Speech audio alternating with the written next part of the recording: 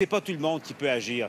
Aujourd'hui, Pierre, je vais vous présenter une sorte de cri du cœur qui est lancé par une maman. Elle s'appelle Marie-Claude Sénécal. Elle est mère d'un enfant handicapé. Elle parle en son nom à elle, au nom de beaucoup de personnes qui nous écoutent, d'autres parents handicapés. Elle n'a pas le choix. Elle doit se servir, elle, de son véhicule adapté. Et les récentes hausses d'essence lui font extrêmement mal.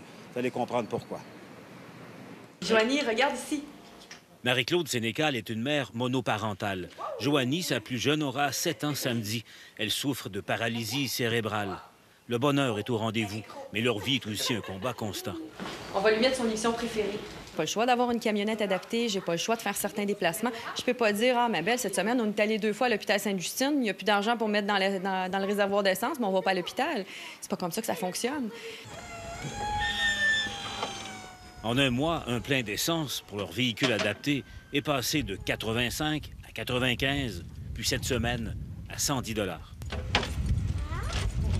Quand vous faites vos calculs, ça vous donne quoi? Bien, ça me donne 105 $ par réservoir, par plein d'essence. Ça, c'est...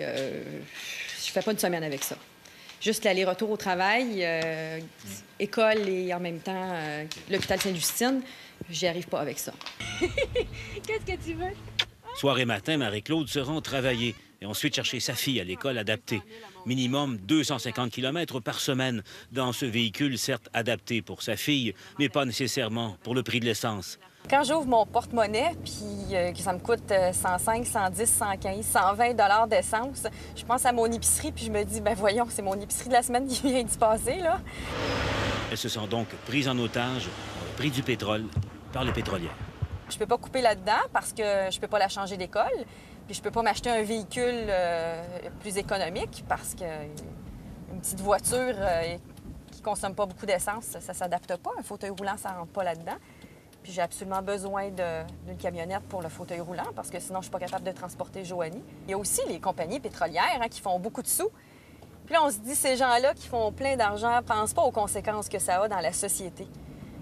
Et si ces gens-là pouvaient se passer une semaine avec nous, puis de voir comment nous, on budgète, puis comment on se promène, puis comment on se déplace, puis comment on essaie de s'organiser, ils comprendraient peut-être que leurs profits, à la fin de l'année, ont un impact sur les petites personnes comme nous. OK! Et voilà! Vous avez entendu hier le ministre Béchard sur nos ondes dire que le gouvernement ne veut pas baisser les taxes à Servirail. Oui. Qu'est-ce que vous attendez du gouvernement?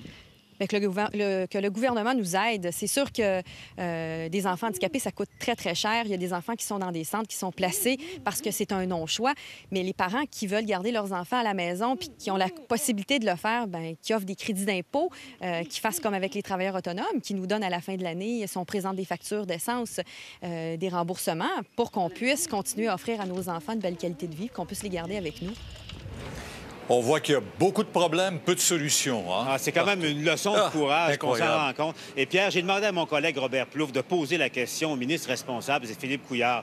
Il a dit qu'il est très sensible à ce genre de problème-là. Il a référé toute la question à sa consoeur des Finances, Mme Jérôme Forget. Et Pierre, on va suivre ça pour vous au cours des prochaines semaines. Ah oui, on va voir si le gouvernement sera à l'écoute là-dessus. Il y en a beaucoup de petites familles là, qui se sentent prises à la gorge, effectivement. Absolument.